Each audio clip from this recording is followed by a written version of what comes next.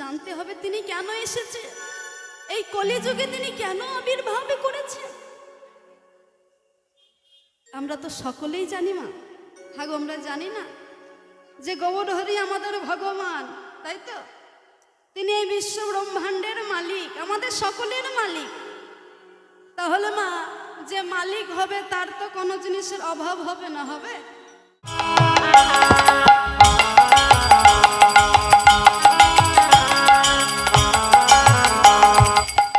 আজ গৌর সুন্দর আমার, গৌর হরি আমার, আজ কি হয়েছে? ভাবনিধি গৌর সুন্দর পুরবের ভাব মনে হয়েছে, বৃন্দাবন লীলার কথা যে মনে হয়েছে। সেই বৃন্দাবন লীলার কথা মনে হয়ে গৌর সুন্দর আমার সকল ভক্তগণকে সঙ্গে নিয়ে ওই সুরধ্বনি তীরে আজ হরিনামের খেলা খেলছে, হরিনামের খেলা খেলছে। আজ খেলতে খেলতে ভক্তগণকে দর্শন করছে, হ্যাঁ, সকল ভক্তগণকে দর্শন করছে। আর সেই বৃন্দাবনের কথা, সেই ব্রজের কথা, বৃন্দাবনে যে লীলা করেছিলেন সেই কথা আজ মনে পড়েছে। প্রভুর আমার ভাবটা কেমন, কি বলেছে ভাবটা কেমন দেখুন। আরে প্রীতি মূরতি কিয়ে,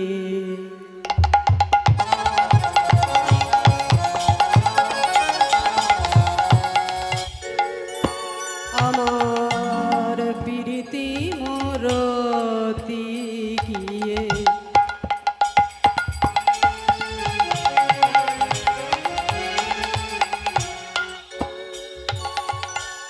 রূপ স্বরূপ ধর রে,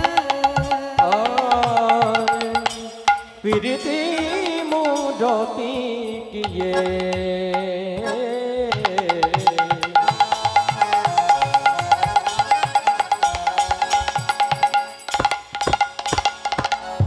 রূপ স্বরূপ ধর। আরে ওই ছন প্রতি অঙ্গ, ওহে আমার গোরা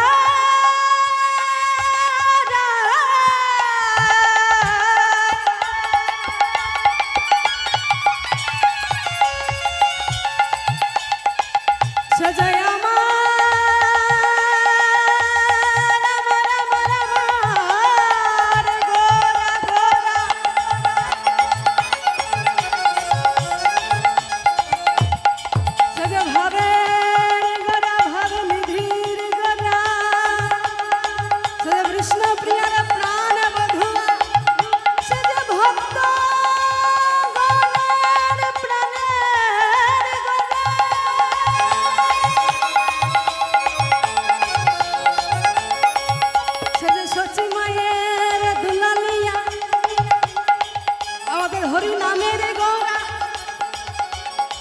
রসরে গোরা গোরা গোরায় আমার আমার গোরা।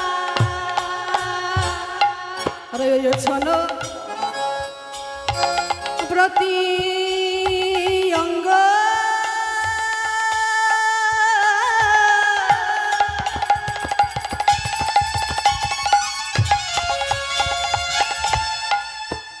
আমার অঙ্গ আজ ওই ছন প্রতি অঙ্গ,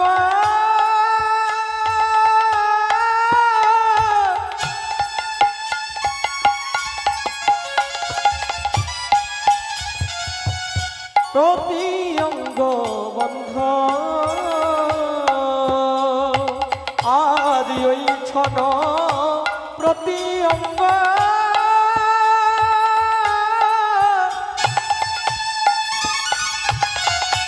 প্রতি অঙ্গ বন্ধ, প্রতি অঙ্গ বন্ধ।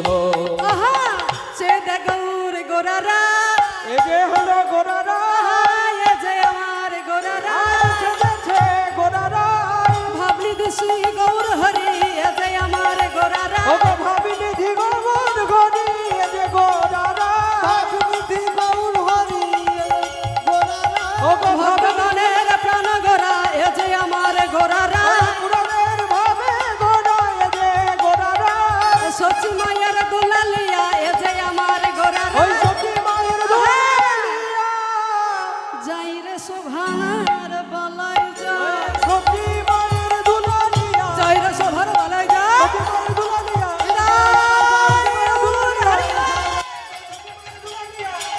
ও গো সখী মায়ের দুলালিয়া, ও গো এ যে আমার গোরারাই, ওই ছড় পতি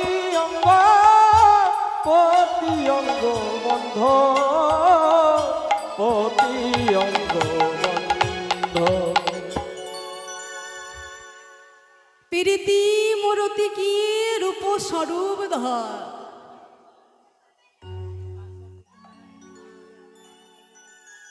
প্রীতি মূরতি কি রূপ স্বরূপ ধর। এই যে প্রীতি, প্রীতি কথাটা বললাম,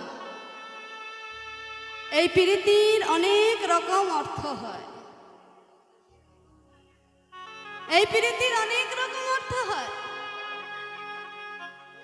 কেমন প্রীতি? কামেরও প্রীতি এমনই তার রীতি, দিবানিশি চুলোচুলি করে মরে। প্রেমেরও প্রীতি এমনই তার রীতি, দিবানিশি জড়াইয়ে জড়াইয়ে ধরে। হরি বল হরি বল। কাম, কাম মানে হচ্ছে মোহ।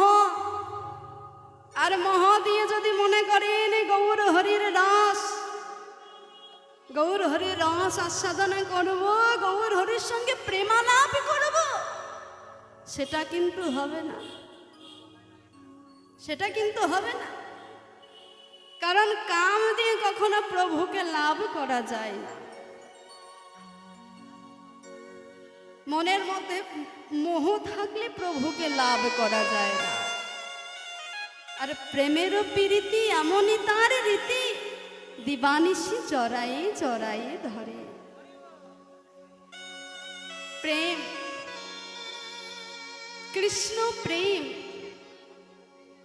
কৃষ্ণ প্রেমে যদি একবার হা গৌর হা কৃষ্ণ বলে কাঁদিতে পারো, তবেই কিন্তু গৌর হরি তোমার জন্য একটা হাত বাড়িয়ে দেবে। দুহাত তো বাড়িয়েই আছে, বলছে ভক্তগণ তোমরা হাত দুহাত আমার সামনে বাড়িয়ে দাও, আমি তো তোমাদের দিকে দুটি বাহু প্রসারণে করে আছি। তোমরা যদি একবার হা গৌর হা কৃষ্ণ বলে আমায় ডাকতে পারো গো, আমি যে তোমাদের উদ্ধার করে দেব, আমি যে তোমাদের মুক্ত করব। তবে ডাকার মতো যে তোমায় ডাকতে হবে, তোমাদের ডাকার মতো ডাকতে হবে। ওই যে হৃদয়ের মধ্যে একগুচ্ছ পাপ, হিংসা, ক্রোধ, লোভ নিয়ে যদি তোমরা মনে করো যে তোমরা আমায় লাভ করতে পারবে, তা কিন্তু পারবে না, তা কিন্তু পারবে না। মোহ দিয়ে যদি তোমরা আমায় ডাকো, তাহলে কিন্তু আমি তোমাদের ডাকে সাড়া দেব না। তবে তোমরা যদি দুটি নয়নে জলে ভেসে ভেসে আমায় ডাকতে পারো, আমি তোমাদের ডাকে সাড়া দেব। কেন জানো? কারণ যে আমি ভক্তের সব সইতে পারি, কিন্তু ভক্তের ওই চোখের জল যে আমি সইতে পারি না। হরি বল হরি বল। ওই যে ভক্তের চোখের জল, সেটা যে আমি সইতে পারি না। সেখানেই তো আমি ভক্তের কাছে পরাজিত হয়ে আছি, সেখানেই তো ভক্তের কাছে আমি হেরে গেছি।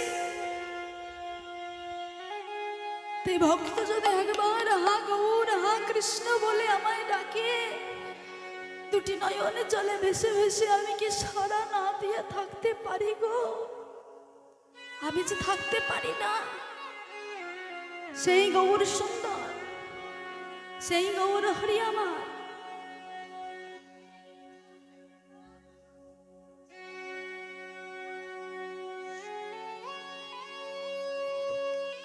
সেই গৌর সুন্দর, তার আজ মনে বাসনা জেগেছে সূর্য পূজা করবে, ভক্তগণকে নিয়ে সূর্য পূজা করবে।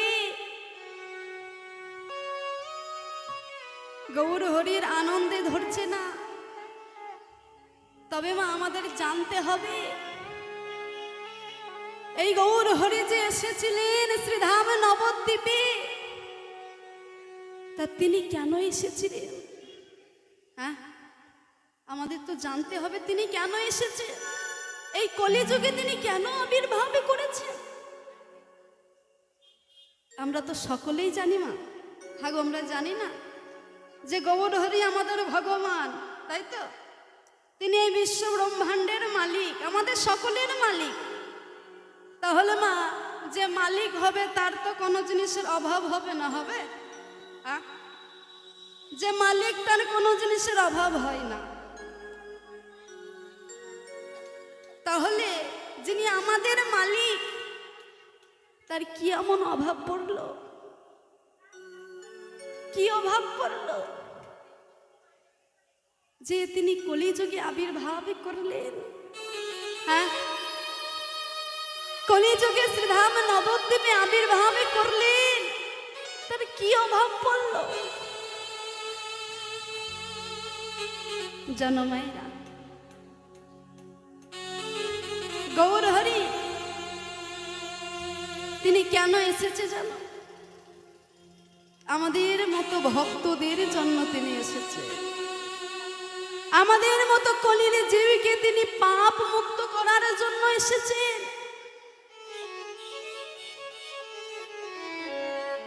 কারণ এই যে আমরা পাপের মধ্যে পড়ে আছি, মায়ার মধ্যে এমন ভাবে ঘোরে পড়ে আছি যে ঘোরে কাটিয়ে মায়া কাটিয়ে যে বের হব, আমরা বের হতে পারছি না।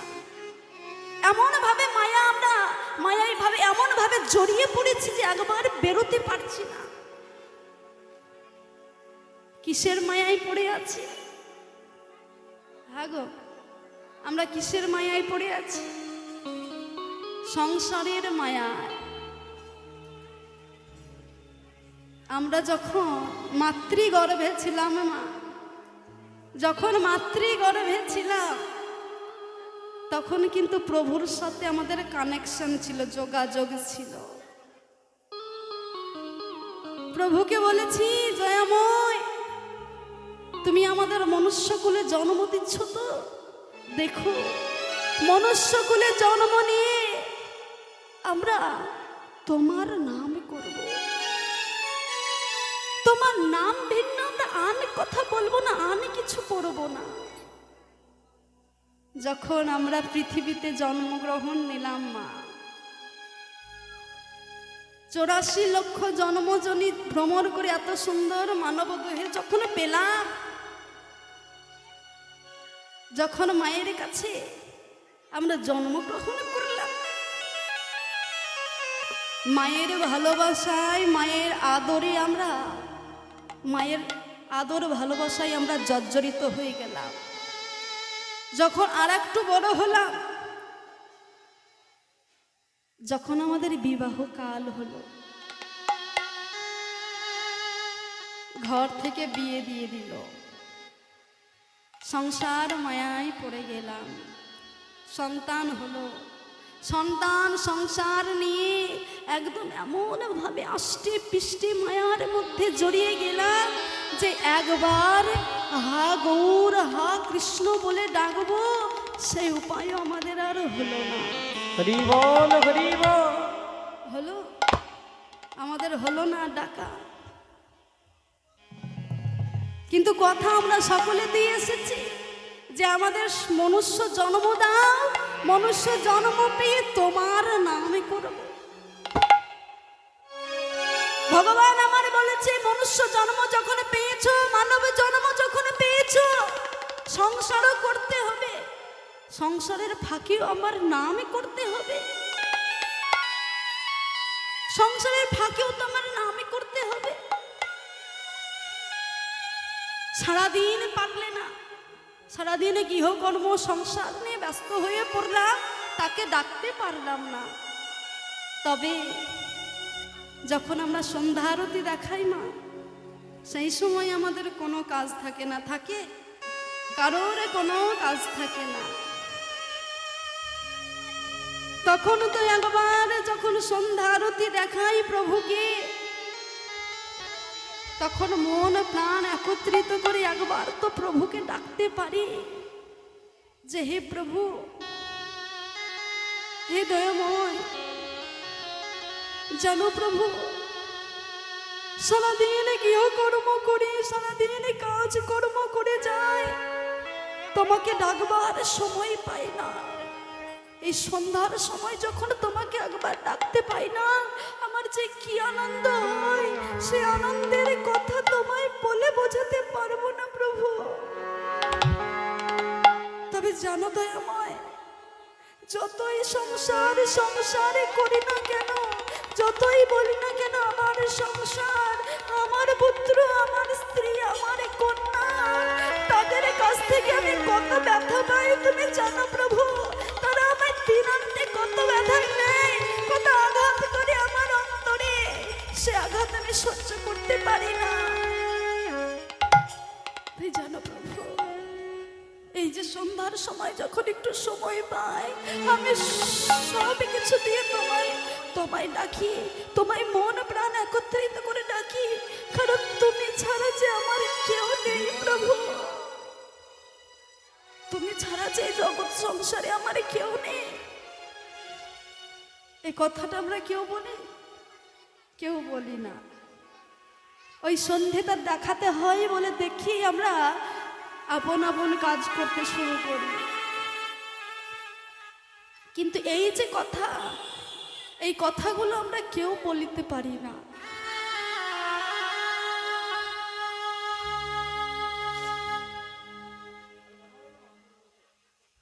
কিন্তু আমাদের সকলের কর্তব্য হচ্ছে প্রভুকে একবার ডাকা, কারণ প্রভু ছাড়া আমাদের কেউ নেই। সেই ভগবান এসেছে আমাদের জন্যে। দেখছি আমরা পাপে পরিপূর্ণ হয়ে আছি। ভগবান বললেন কলির জীবকে উদ্ধার করতে হবে, কিন্তু কেমন ভাবে উদ্ধার করব, কেমন ভাবে তাদের উদ্ধার করব? সেই সময় গোলক বৃন্দাবন থেকে যে নাম নিয়ে এসেছিলেন, হরিনাম কৃষ্ণ নাম, সেই হরিনাম কৃষ্ণ নাম মাথায় করে নিয়ে সকল জীবের দাঁড়ে দাঁড়ে ঘুরে বেড়াচ্ছে, কলির জীবের দাঁড়ে দাঁড়ে ঘুরে বেড়াচ্ছে, আর চিৎকার করে বলছে শোনো কলির হরি হরি বল, হরি বল, হরি হরি বল।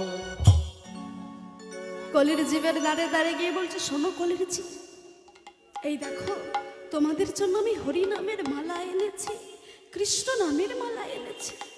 সেই মালা তোমরা হাতে ধরে না, সেই মালা তোমরা কণ্ঠে পড়ো।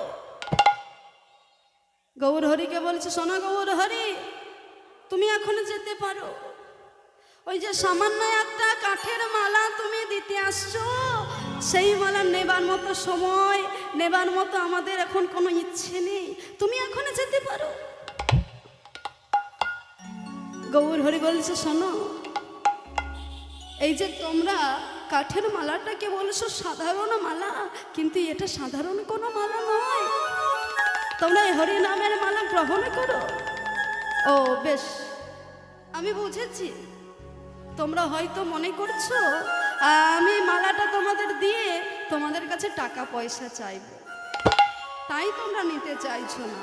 তবে শোনো, আমি বলে দিচ্ছি আমায় টাকা পয়সা কিছু দিতে হবে না, আমি বিনামূল্যে দেব, তোমরা গ্রহণ করো। বলছে না না, আমরা এখন নিতে পারবো না, তুমি যেতে পারো। গৌর হরি আমার কত ডাকলে, কিন্তু কেউ গৌর হরির ডাকে সাড়া দিলেন না, কেউ গৌর হরির ডাকে সাড়া দিলেন না। তারা মুখের উপর দরজাটা বন্ধ করে দিলেন। গৌর সুন্দর আমার কোনো উপায় খুঁজে না পেয়ে সকলকে যখন চিৎকার করে ডাকলেন, কারণ যখন সাড়া পেলেন না, তিনি ওই নদীয়ার মাঝখানে নদীয়ার পথে বসে বসে তিনি কাঁদতে শুরু করলেন।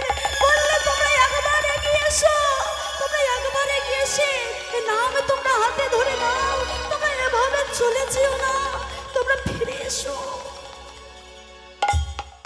কিন্তু কেউ এগিয়ে এলো না।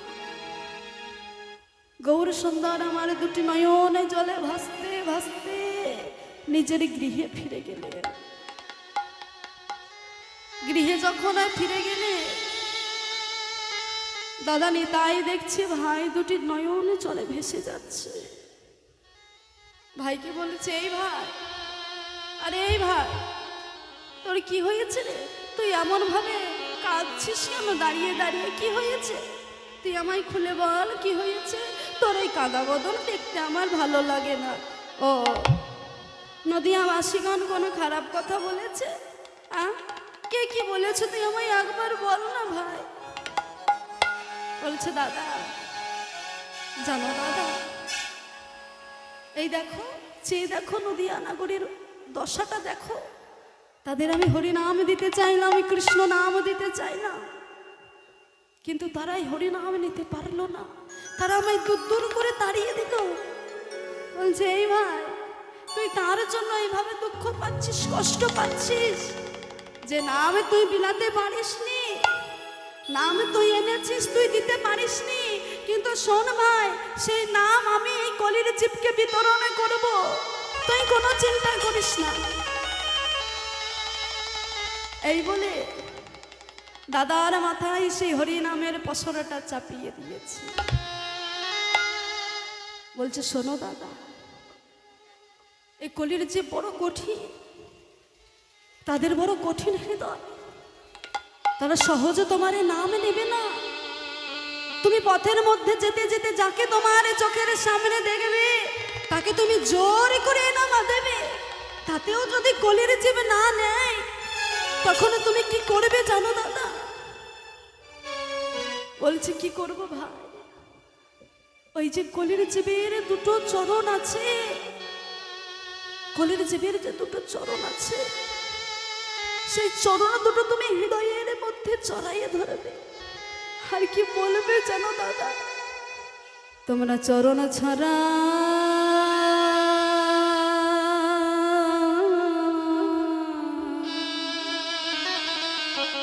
চরণ ছাড়া করো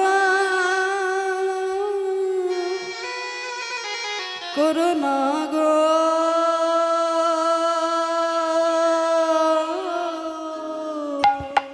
ও গো দাদা গো,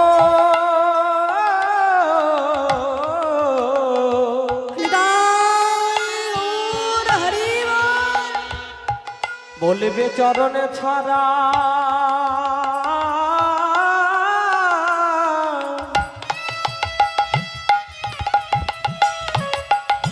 ও গো করো না গো,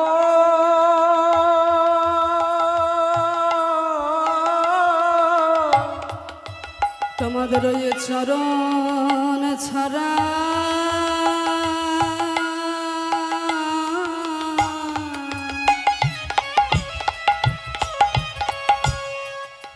চরণ ছাড়া করো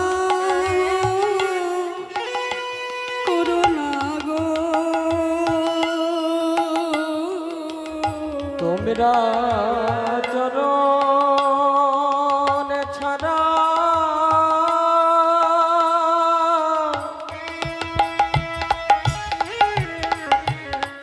চরণ ছাড়া করো না গো,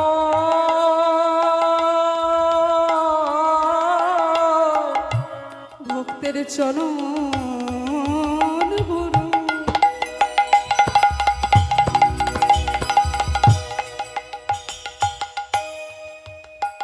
ভক্তের চরণ বড় ভালোবাসি।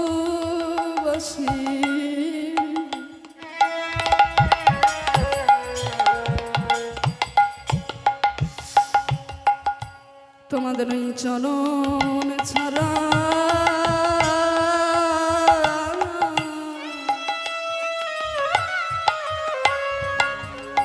চরণ ছাড়া করোনা গো ভক্তের চরণ হরি বল হরি বল হরি বল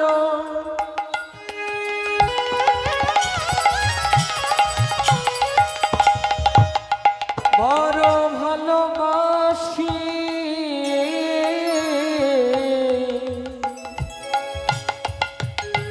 রাঙা চরণে ছাড়া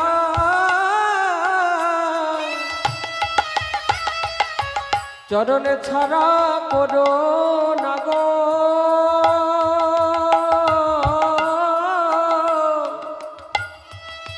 ভক্তের চরণ পেলে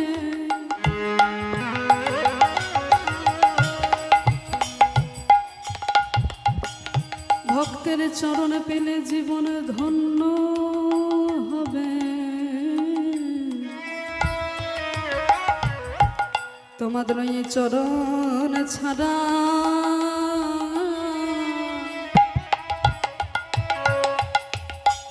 চরণ ছাড়া করো না গো ভক্তের চরণ পেয়ে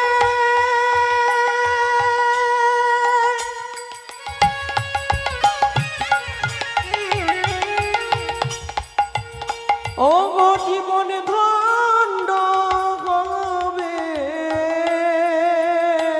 এই চরণ বড় ভালোবাসি ওই চরণে ছাড়া করো না গো চরণ বড় ভালোবাসি ওই চরণ ছাড়া করো না গো ওই চরণ পেলে জীবন ধন্য ওই চরণ ছাড়া করো না গো ওই চরণ পেলে ধন্য হব ও চরণ ছাড়া করো না গো চরণ পেলে ধন্য হব ওই রাঙা চরণে চরণে ধরে নামে দিও দাদা